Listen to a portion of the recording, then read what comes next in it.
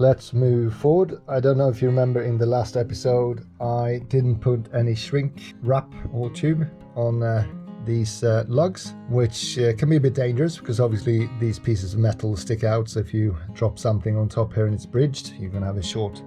So I've ordered some and I've cut some pieces, and all I need to do is just thread them on and apply some heat, and they should look prettier and safer. Ta-da! Looks much nicer and much safer. These cable lugs will now connect to the isolator switches, and in previous episode I designed this isolator switch box. So what I'm going to do now is just glue these in place. It has a little ring at the bottom here. You can tighten it up, but they're always kind of a little bit wiggly, so I'm going to use the ring, but I'm also going to use some epoxy and make sure that it is ready. So all of this will then go in the actual box that the Seplos sit in, and it's just a way for me to quickly be able to turn the isolated switches off if I ever have to deal with any problems of that battery without having to turn the whole system off. On the same note of the isolation switch box that I've created, if anyone can use one of these, then let me know in the comments and I will pass you the print file. They can come in handy. So these have now been glued, so I leave this epoxy to set for at least half an hour and these should be good to go.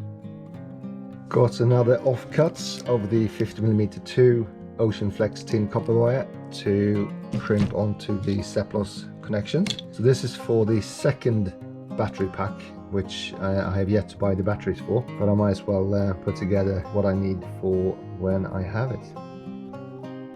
Like the last time, I start with just stripping off the protective layer, outer layer, so that I can then crimp it onto this one with a crimping tool. So something like this, and then crimping. With this side crimped, I can now simply just push these two lids together and then put the little rubber grommet up to finish the job. So that end is done.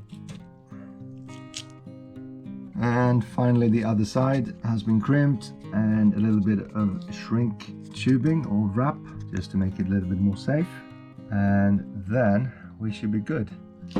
Just a couple of things that I try to do when I work with these bigger cables is to make sure that I angle the cable shoe in the direction it's going to sit, just to make sure that I don't have to twist the cables when they're in the final position. Another thing is also, which is probably common knowledge, is that I make sure that when I work with cables that I always cut them in the same length if I work with two systems, so that the current has the same amount of resistance in travel. So this is the final result. All I need to do now is wait for the 50mm 2 red cable that I'm still missing.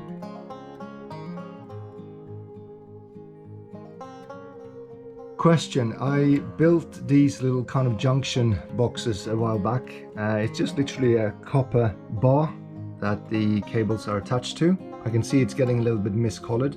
The question is, if I polish these up for best connection, do you know if there's anything I can spray on to this whole unit piece once it's connected to avoid water and air and everything coming in and corroding the copper, just to keep the connection as pure as possible? So if you know anything that potentially you can spray on, I guess you could kind of drench the whole thing in epoxy, but it feels a little bit over the top. So hopefully someone has developed a spray that you can spray on that will act as a protective surface once it's been assembled.